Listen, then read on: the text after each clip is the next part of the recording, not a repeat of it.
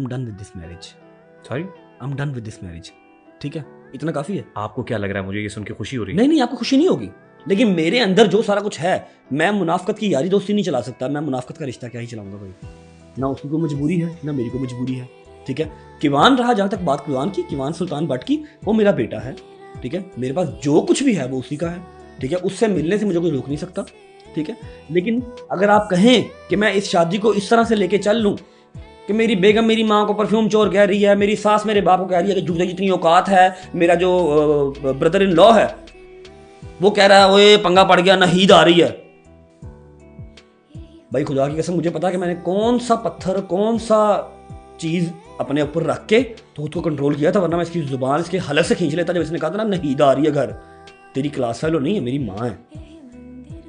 ठीक है, मैं ये सारी चीज़ें रख के अपने दिल के अंदर, और 25 मैसेज वो जो मैं यहाँ पर निकाल नहीं सकता कि मैंने कभी ना पहले निकाले हैं ना अब निकाले हैं, जिन्होंने आपको स्टफ भेजा, जिन्होंने मुझे स्टफ भेजा, उन्होंने ही उस्मान ज़ेब को भेजा और 4 पॉडकास्ट वालों को और भेजा। शायद उन्होंने देखा या नहीं देखा मुझे नहीं पता। ठीक है, जहाँ वो जब चाहेंगे वो 1 मिनट से पहले क्लियर कर देंगे कि ये कुछ AI, ये कुछ टेम्पर्ड नहीं है, पूरा ग्रुप चल रहा है। अल्लाह ताला ने आपको बड़ी इज्जत दी है, अल्लाह ताला ने मुझे इज्जत दी बहुत है, शोहरत मुझे दी बहुत है, हौसला दिया है, बहुत उसी पैसे हौसले दिए सुन लेना और भाई। एक प्यारा सा बेटा दिया है। भाई वो मेरी जिंद जान है, मेरा हर चीज पे कुर्बान है।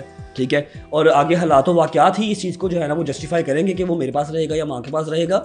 उसके बाद ये कि जो कुछ भी मेरे पास है, चाहे 1 है, चाहे 1 करोड़ है, चाहे 1 अरब है, वो उसी का है। I have got so many messages आई in my नो, inbox. मेरे पास लोग मेरे 5,000 कमेंट्स आते हैं। लोग मुझसे क्या एक्सपेक्ट कर रहे हैं? भाई प्लीज रजब भाई को मना। आप सही कह रहे हैं, लेकिन लोग मेरी फीलिंग्स नहीं समझ सकते। एक बेटा होगा ना जो इकलौता होगा, जिसकी माँ ने, जिसके बाप ने उसके लिए बहुत ज़्यादा जतन किए होंगे, मनतो मुरादों से लिया होगा।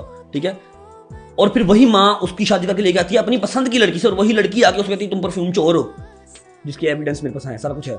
ये तो छोटी सी बात है यार, परफ्यूम चोर हो, मैं सिर्फ जुबान पे लेके आ रहा हूँ क्योंकि ये निकल चुकी हुई है बात। ठीक है, उसकी सास कह रही है कि तुम्हारा तो बाप की औकात ही कोई नहीं है।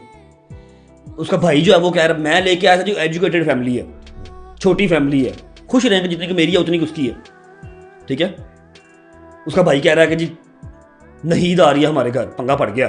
किन को बता रहे हैं? फैंस को, एडिटर्स को। करो लीक। ये कह रहा है ना कि मैं फिर वो लीक करूंगा, कर लीक।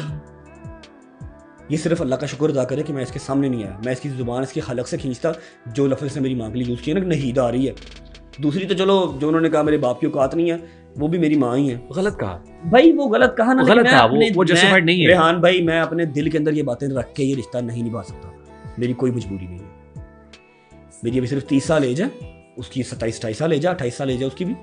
ना मेरी कोई मजबूरी है ना उसकी मजबूरी है। हम डन विद मैरिज, और ये टॉपिक प्लीज खत्म करते हैं, पॉडकास्ट बोलिए।